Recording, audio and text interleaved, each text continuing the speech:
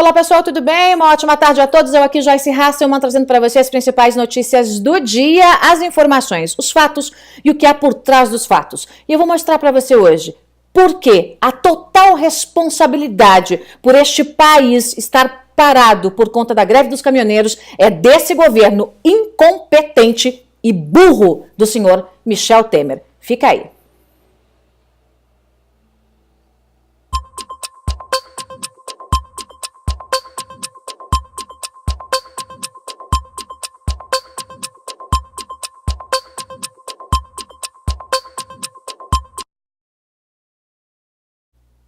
Bom, vou trazer para vocês alguns assuntos aqui, gente, que envolvem a greve dos caminhoneiros, mas para você ter algumas atualizações, antes de eu fazer análise para vocês da notícia, é importante vocês saberem que os caminhoneiros continuam parando várias estradas Brasil afora, o país está parado, são milhares de caminhões envolvidos nesse protesto, o governo já disse que vai abaixar alguns impostos, mas os representantes da categoria dizem que só saem das estradas, só desbloqueiam as estradas quando o governo transformar uma promessa na prática, quando houver a publicação no Diário Oficial da União de tudo aquilo que o governo está prometendo. E claro, vou analisar aí a política para vocês aqui no JHN Channel, primeira edição.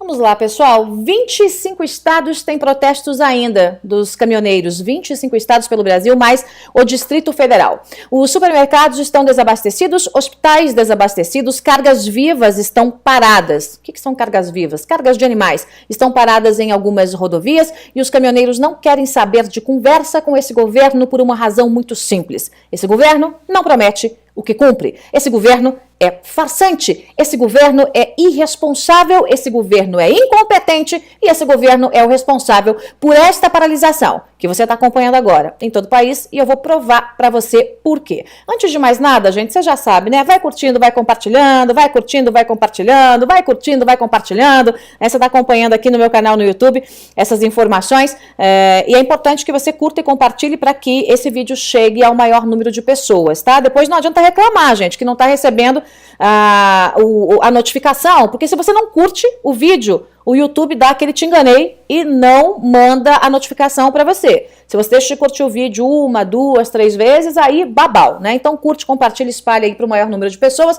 Eu vou passar para você primeiro o panorama de como é que tá, né, o noticiário como um todo. Como é que está a situação no Brasil hoje? Qual é o posicionamento dos caminhoneiros que seguem aí nesse 4º dia de greve que causa reflexos em todo o Brasil, né, de grandes a pequenas cidades? Qual é o posicionamento da categoria e por que a situação chegou como está? E por que o preço do combustível está onde está? Qual é o reflexo econômico? Por que a coisa chegou nesse patamar? E por que a gente paga o preço que a gente paga do combustível aqui no Brasil? É muita coisa, né? Então vamos como Jack aí por parte, gente. Como eu disse para vocês, 4º dia de greve dos caminhoneiros, reflexos em todo o Brasil. São 25 estados mais DF, né, que tem protestos nessa quinta-feira. Conforme os caminhoneiros foram bloqueando as estradas e fazendo greve, houve aumento aí, adesão, né, a esse movimento. A greve afeta aí o abastecimento de perecíveis. Tem locais pequenos mercados, por exemplo, onde já não chegam alimentos frescos, né? As frutas, verduras, em várias regiões aí do Brasil já não estão chegando mais. Em algumas regiões também os perecíveis e o mais grave, né? Em algumas regiões não chegam medicamentos. A gente está falando de uma categoria, minha gente, que carrega literalmente o Brasil nas costas. 65% de tudo que é transportado nesse Brasil, preste atenção, 65% de tudo que é transportado neste Brasil é transportado por lombos, né? Na carroceria dos caminhões, é no lombo do caminhoneiro. É dessa forma que chega o remédio, que chega a comida que tem na sua mesa, é dessa forma que chega a roupa que você veste, o móvel que tem na sua casa, é pelos caminhões.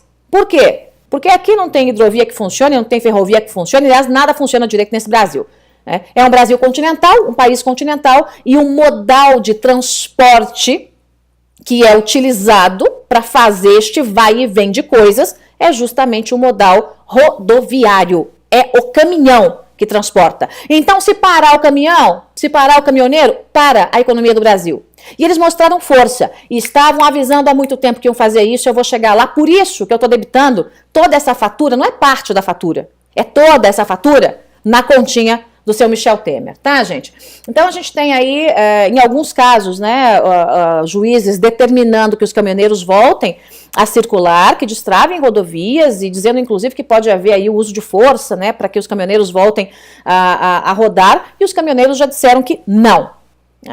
A Petrobras, o Pedro Parente, ontem fez lá um pronunciamento, um blá blá blá, dizendo que eles vão diminuir um pouquinho, né, o preço do diesel e que isso vai ter um reflexo ali de 10 centavos. Aí, anteontem, os presidentes da Câmara e também do Senado, o Rodrigo Maia, famoso Bolinha, e também o Eunício de Oliveira, né, aquele da peruca, né, minha gente, que comanda o Senado, os dois vieram dizer, não, a gente vai aqui eliminar a CID, e aí o governo veio, não, é PIS que a gente vai tirar aqui, é PIS/COFINS, a gente vai diminuir um pouquinho aqui dos impostos. E o representante da categoria, eu vi um pouco mais cedo a entrevista, né, de um dos representantes aí da categoria, que está liderando o movimento grevista, dizendo o seguinte, a gente não vai cair nessa. Quanto mais promessas vocês fizerem, mais a gente vai ficar na estrada. O que a gente quer é que esteja publicado, é aqui, ó, aí no Diário Oficial. Pega lá no Diário Oficial, publica lá o que vocês estão prometendo, e aí depois que vocês publicarem, a gente volta. A gente destrava a rodovia e volta a abastecer o Brasil. Para você ter uma ideia, a situação é tão grave, gente, que para a perspectiva de que tudo volte a funcionar, né, normalmente no país, é de pelo menos uma semana de trabalho, de reabastecimento.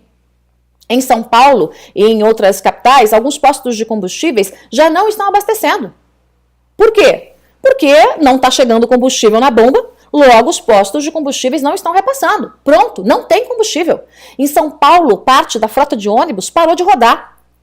Né?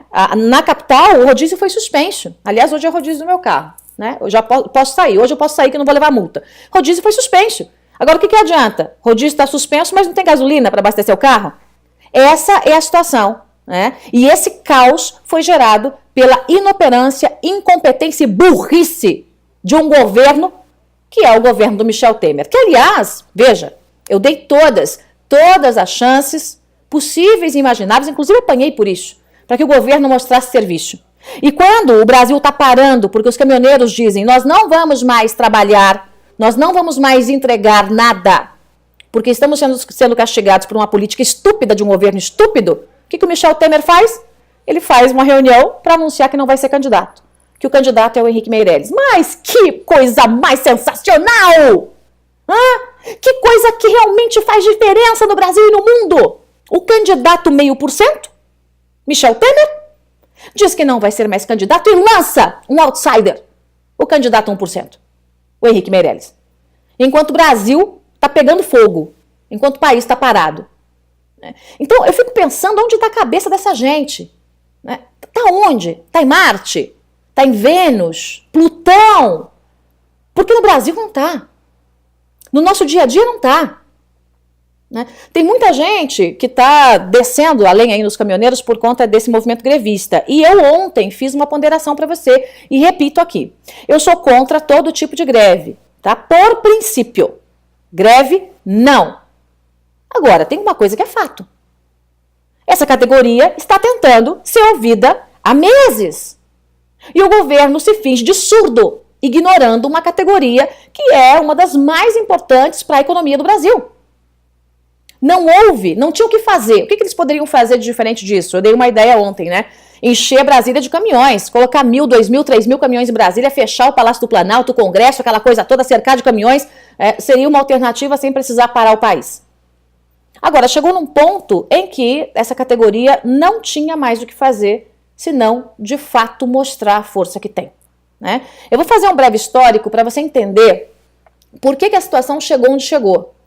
E por que os caminhoneiros perderam a paciência definitivamente. Né? Então, vá anotando os dados aí. Como eu disse para você, mais de 65% de tudo que é transportado neste país é transportado em carrocerias de caminhões. Tá? Desde o ano passado, mais ou menos aí junho ou julho, a Petrobras adotou aquela política de preços, que é a política de preços adotada em todas as petroquímicas aí do mundo, né? Então, é assim, sobe o barril do petróleo, o preço, sobe o combustível. Cai o barril do petróleo, cai o combustível. E aí fica tum, tum, tum, tum, tum, tum. É mais ou menos assim que funciona no mundo todo, tá? Eu tô fazendo aqui uma conta de padaria só para você entender o que tá acontecendo. Então, tudo parece muito bem, né? É a política nova da Petrobras, segue uma política mundial, né? Em geral é assim que acontece no mundo todo. Tem algumas exceções, como na Venezuela, né? Mas aí deixa isso para lá, né, gente? Isso fica para outra vez. Mas as petroleiras trabalham dessa forma, as petroleiras, não petroquímicas, tá, gente? Trabalham dessa forma aí no mundo. Então, é diretamente proporcional. Subiu o petróleo, sobe o combustível, caiu o petróleo, cai o combustível. Certo? Muito bem. Nesse meio tempo, de julho até agora, a gente teve 120 mexidas no valor do diesel. Em geral, para mais. Para menos, teve ali meia dúzia de gatos pingados. Mas, em geral, para mais. Tá? Então, o caminhoneiro, que já estava pagando um preço estúpido pelo diesel, assim como nós pagamos, né, pela gasolina e pelo álcool, né, começou a absorver essa conta. Então, aumenta um pouquinho, aumenta de novo, aumenta de novo, aumenta de novo. Só esse mês agora, que está encerrando, só durante esse mês de maio, nós tivemos aí um aumento no diesel de 25%. 25%.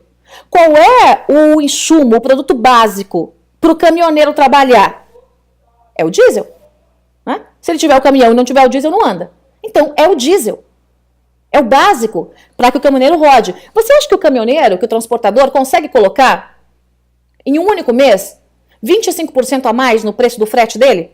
Você acha que ele vai chegar lá pro tio, olha, que vai lá, vem cá, você vem aqui para minha fazenda, você vai carregar aqui soja, né? Você vai encher aqui o caminhão de soja. Ou então você vai encher o caminhão de banana, de laranja. Aí o caminhoneiro vai dizer assim, não, meu senhor, é o seguinte, a Petrobras subiu o diesel, você tá entendendo? E aí, o pedágio também subiu. Então, agora, o valor do frete não é X mais não, é X mais 25%. E aí, mês que vem, vai ser X mais 40%. Você realmente acha que alguém vai pagar por isso? Não. E também esse valor não é passado para o produto final. Ou seja, quem é que pagou a conta? O caminhoneiro. Tem gente que literalmente está vendendo o almoço para pagar o jantar. Não tem como rodar, é prejuízo rodar. Só que esses caminhoneiros que estão passando agora, enfrentando essa nova política de preço, ainda pegaram pela frente dois fatores econômicos que não são fatores diretamente brasileiros, mas que afetam a economia do mundo e afetam diretamente o mercado de combustíveis. O preço do petróleo. Lá no ano passado, quando a Petrobras instalou essa política nova, né, que se fosse uma coisa bem feita, seria uma boa política, lá no ano passado o barril do petróleo estava em média aí 40 e tantos dólares. Hoje está batendo os 80. Dobrou. O impacto direto é aonde? Combustíveis. Some-se a isso o dólar, que, bum, disparou. Né, quem comprou dólar aí nos últimos dias ganhou um monte de dinheiro. Então, você tem um produto que é cotado em dólar, comercializado em dólar. E você tem a moeda que compra este produto que está subindo. Logo, o produto sobe ainda mais. Vocês estão entendendo que é uma bomba relógio? Não tem muito para onde fugir? E aí você me diz, mas Joyce, não funciona assim no mundo inteiro, minha filha? Mas se funciona assim nos Estados Unidos, se esse preço é flutuante mesmo, se sobe o petróleo, o combustível sobe, desce o petróleo, o combustível desce, por que no Brasil não pode ser assim? Eu vou dizer para você, porque em nenhum lugar do mundo nós pagamos 80% de imposto em combustível. De toda a conta que eu fiz aqui para você, é o barril do dólar, mais o preço do dólar, o barril do petróleo, mais o preço do dólar, mais isso, mais aquilo, coloque em cima disso, de 50% a 86% de imposto. E é por isso que o nosso combustível é um dos piores do mundo e um dos mais caros do mundo. Porque aqui há a maior carga tributária em cima dos combustíveis do mundo. Não tem igual. Então você está falando aí de um produto, de um insumo, de um produto, né, que é usado por uma categoria que rala dia e noite, que transporta o Brasil nas costas e que tem que pagar a conta de um governo ineficiente e burro. Por que eu estou dizendo burro? Porque há 2 meses os caminhoneiros procuraram o governo. Há 2 meses houve uma reunião em Brasília e os caminhoneiros avisaram, a gente vai entrar em greve, a gente não está aguentando mais. E aí se passaram 60 dias e o governo não fez nada. O governo não fez nada. Não editou uma medida provisória, sei lá, qualquer coisa para tirar CID, PIS, COFINS, os cambal dos combustíveis. E aí, depois de 2 meses, de muita paciência, os caminhoneiros desse Brasil decidiram parar. Como é que eu posso tirar, mesmo sendo contra qualquer movimento grevista, como é que eu posso tirar a razão desses caminhoneiros? Como é que eu posso tirar a razão desses trabalhadores que dia e noite trabalham pelo Brasil, carregando a economia nas costas e que são ignorados por um governo burro, estúpido, que só pensa em si mesmo, lançando a candidatura aí do Henrique Meirelles, 1%, né, à presidência da República, tá, gente? Então, para você ter uma ideia, esse é o panorama geral. E esse governo que não se preocupa, né, que não está nem aí para os caminhoneiros, que não está nem aí para o movimento que disse, vamos parar. Depois disse de novo, vamos parar. Depois falou mais uma vez, nós vamos parar. Daí fez conta, não dá, não paga a conta. A gente vai passar fome se continuar assim. Esse mesmo, né, movimento descontente que provocou esse governo irresponsável e que hoje está nas ruas, né, eu posso trazer essa mesma insatisfação para outros 13 milhões de brasileiros desempregados e 28 milhões de brasileiros com subemprego, que também estão dizendo para o governo, a gente não aguenta mais, se mexe, faz alguma coisa, chega de ficar sacaneando, roubando, esculachando com o Brasil. Adianta alguma coisa? Não, não adianta.